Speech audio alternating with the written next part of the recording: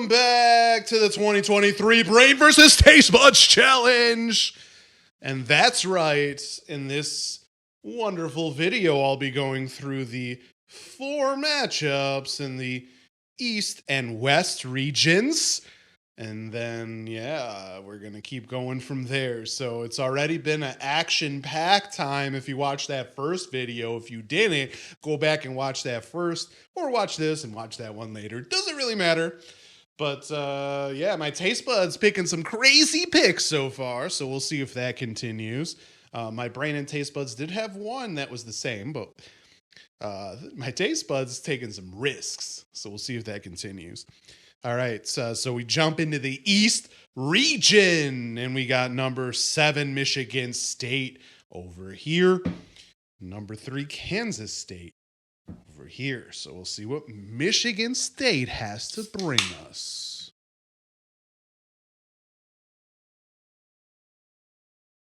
Definitely an interesting aroma right off the bat. It's not hops. And it's not really grain. Very interesting.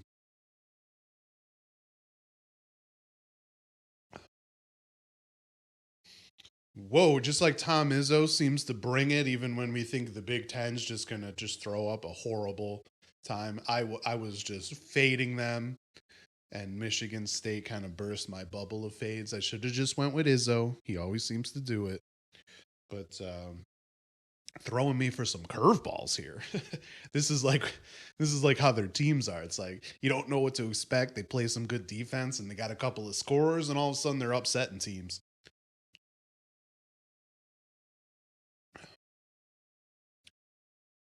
It's very interesting. Very interesting.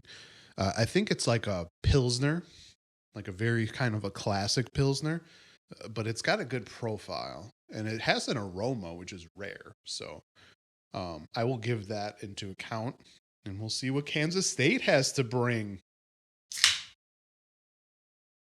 Don't you just love that sound?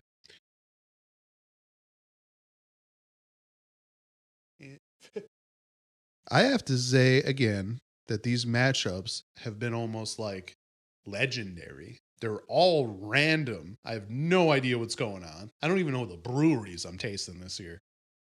And I have to say that for somehow the matchups in this round of 16 have been pretty good, where it was difficult for my taste buds to make a decision.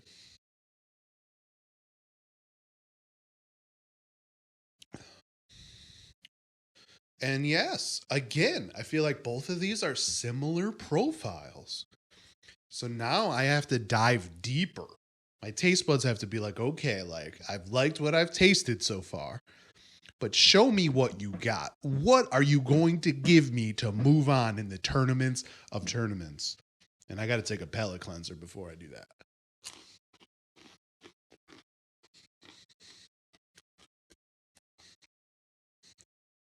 Let us see.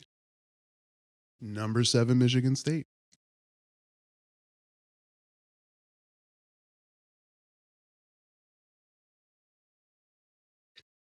What's good about this beer is it's really smooth. And it's one that you could absolutely just kind of drink a bunch of, grilling out in the summer, hanging out in the yard, out in the park, out on a lake, fishing, whatever you want to do. It's good. And reading a book somewhere, like whatever. This is the beer. This is the beer right there. But it's not really complex. It does have that aroma, which might be enough in this round. We'll see. Because everybody knows, and people might be asking, what does aroma have to do with your taste buds? Yeah, what you smell has to do with what you taste. So aroma is very important. It's a whole experience. I actually think this is not a Pilsner. I think that it's something that's just smooth like a Pilsner, but has something else going on. So very, very solid. Well, let's see if Kansas State can maybe make a push here to come back, because right now it's looking like an upset again.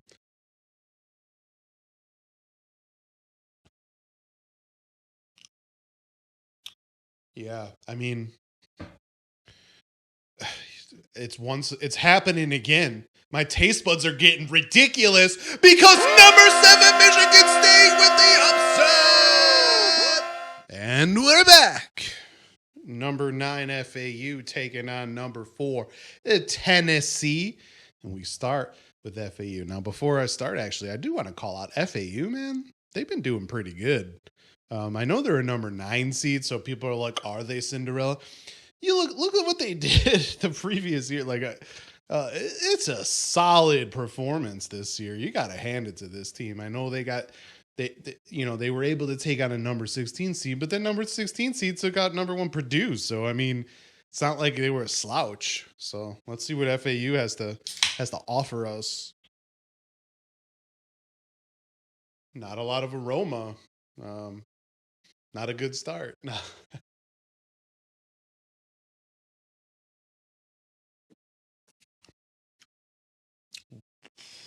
Whoa!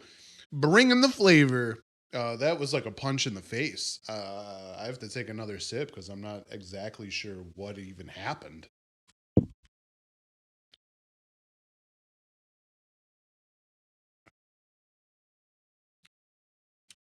Wow. There's like a bitterness, but it's not from hops. I don't even know what's happening. Like, FAU is trying to throw me curveballs. My taste buds are like, what's going on? Did my brain get to them? Trying to screw with my taste buds?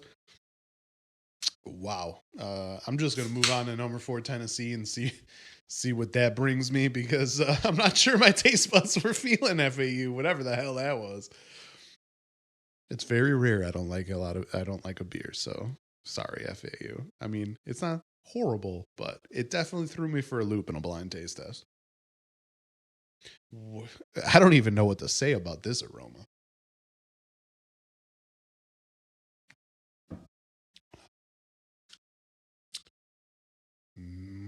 That's tasty.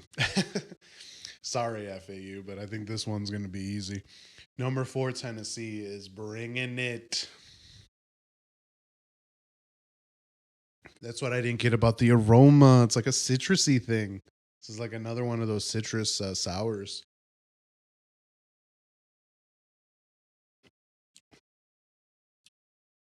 Wow. What makes this one good is it's very smooth with it. It has the aroma of the orange, just like the other ones that I tasted. But I mean, wow. It's a very, very interesting beer. I'm gonna go back just because that's what we do here. We taste again. Palate cleanser.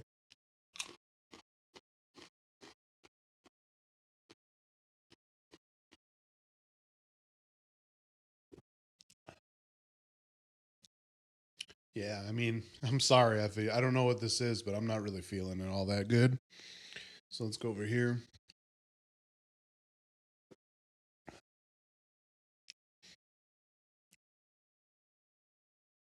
That's what's interesting about this beer is the only way to describe it is it's like sweet, but it's not.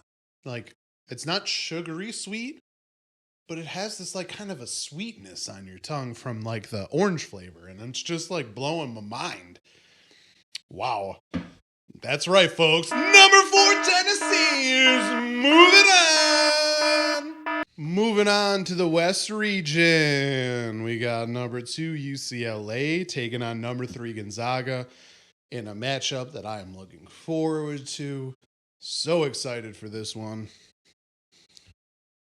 And it's could be a make it or break it for my brain, by the way, because my brain went with Gonzaga. But we'll see what happens. So let's start with Gonzaga.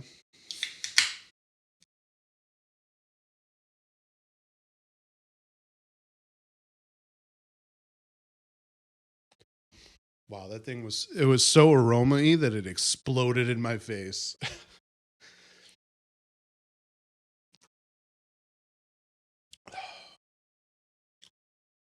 Okay.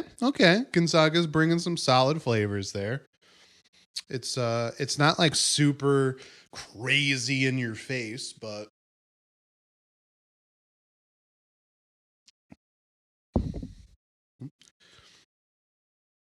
what it does have is kind of it's a solid little subtle sour. I'd say it's like a session sour type flavor. Not sure that that's what it is. Trust me, when you do these blind taste tests, your taste buds play tricks on you because it has no idea what you're tasting, and there's aromas and things. It does trick you into thinking things. Last year, I thought a strawberry beer was orange. So, I mean, yeah. So let's check out UCLA right away.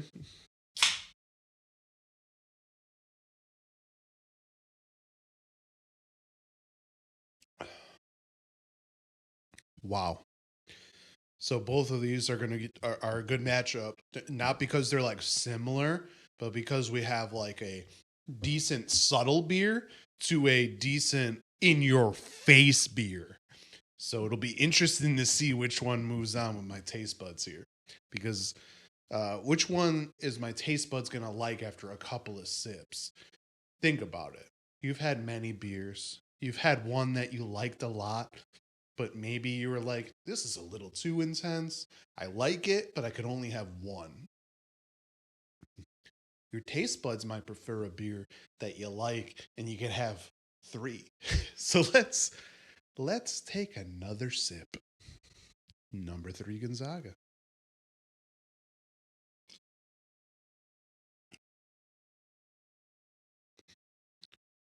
So I wouldn't call it an orange flavor, but it's got a little creaminess to it.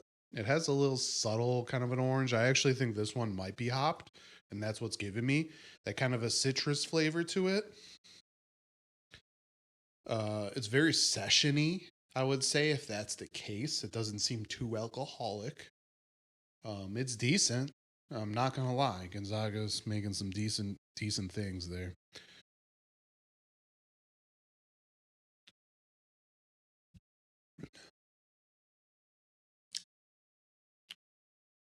This, I don't even know what the hell this is.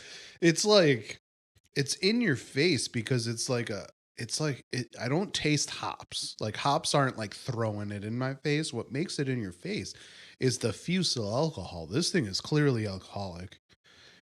It's high in percentage for sure. The aroma is citrus, so maybe it is hoppy. So this could be like one of those double IPAs that was more dry hopped. And like I'm tasting more of the grain profile, which my taste buds do like. I do want to add that in there that my favorite hoppy beers are the ones where I could get that hop flavor or aroma, but also get the maltiness. You got to get the maltiness. I homebrew a lot, and I really like to use low alpha acid hops and then also dry hop at times so that you get the aroma, a little bit of the hops, but you get that malt profile. That's what we want, right? We want to taste the beer. Anybody can throw 15 pounds of hops in a beer, but not everybody can balance it correctly. So that's what I'm looking for. Whew. All right. I got to make my taste buds have to make a call. And as I think further, based on just what I was talking about, number 2 UCLA is moving on. Can you believe it, everyone? We've made it to the final matchup of the round of 16. And of course, I say that because of ridiculous copyright rules, but forget that. We don't need to talk about that. But number 8 Arkansas taking on number 4 UConn. As an aside, I went with UConn in the women's basketball tournament, so hopefully that's still happening by the time you watch this video, as they play tonight, I believe. I'm actually doing good in my women's bracket compared to my men's bracket. I just want to say that. I think I've only gotten 4 wrong, but I have all my Elite Eights and Final Fours and champions in, I believe. So we'll see what happens. We'll see what happens. So let's crack open number 8 Arkansas with the upset that busted my favorite bracket, taking down Kansas. I had Kansas going all the way in one bracket, repeating. Remember when Florida did some stuff like that? Yeah, Florida was pretty good back then. Jakeem Noah, he played for the Chicago Bulls, did pretty good for them too. But yeah, number 8, Arkansas. Let's see what they got going on. Definitely some fruitiness.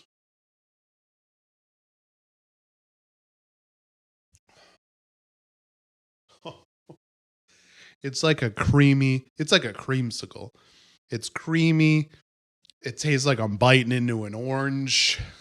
It's pretty magical. Not a lot of grain profile though, and even with these beers, if you watched 2 years ago, there was a berry beer from Stillwater's brewery, Lift Bridge, and the reason why that beer was so good is because it was also tasting like beer. But I do like a good sour, and those usually don't have like crazy grain profiles. I assume that this is what this is trying to be, like a Goza of some sort. I've had better Gozas, if that is a Goza, but it's pretty good. I'm not gonna lie. So Arkansas is bringing it. Let's see what UConn has. Oh, first of all, this beer exploded intently. This thing's got a lot of carbonation.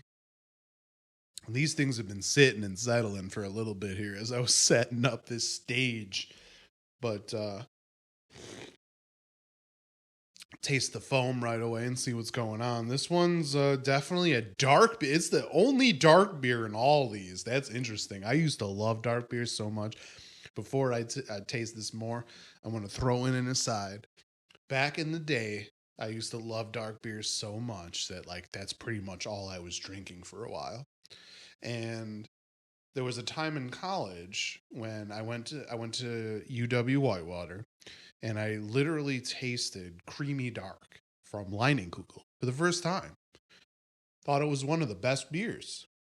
My friends thought it was one of the best beers. We used to get kegs. We used to get 12 packs all the time. We had this on tap at our own place on Cherry Street. Everybody knows what Cherry Street is that's watching this. I mean, my friends do. But the thing about Creamy Dark is that when Leinenkugel sold to Miller Coors, it's not the same beer. It's not good. It's not good anymore. It makes me really sad that people can ruin recipes because of their greedy macro brewery ways. I'm talking to you, Miller Coors. Get your shit together. All right, we're going to taste this now. Number 4, UConn. That's my rant of the day.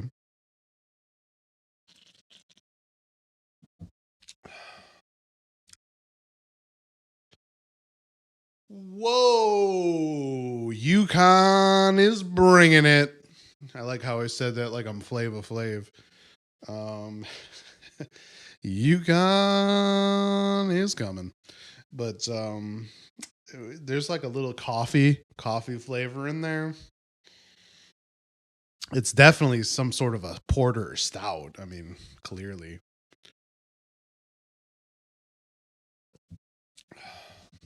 It's a good solid beer. I don't think this one's going to be pretty easy. This one's good, but there's actually a little bit of an off flavor in it, I feel, compared to the other orange ones. I don't even need to take another sip of this. This is a pretty obvious finish to the round of 16. Number 4 UConn is moving on! And that's the conclusion of the round of 16. My taste buds have moved on. 8 beers and 8 teams in the bracket. We have some interesting matchups, and I have to say that this round coming up on Thursday and Friday might literally decide this whole thing based on what my taste buds are just going for it. They're trying to embarrass my brain at this point. My brain's not having it. My brain's like, you think you can take me down? Little gray cells taking over your taste buds. Let's go. But yes, this has been the 2023 Beer Brain versus Taste Buds Challenge.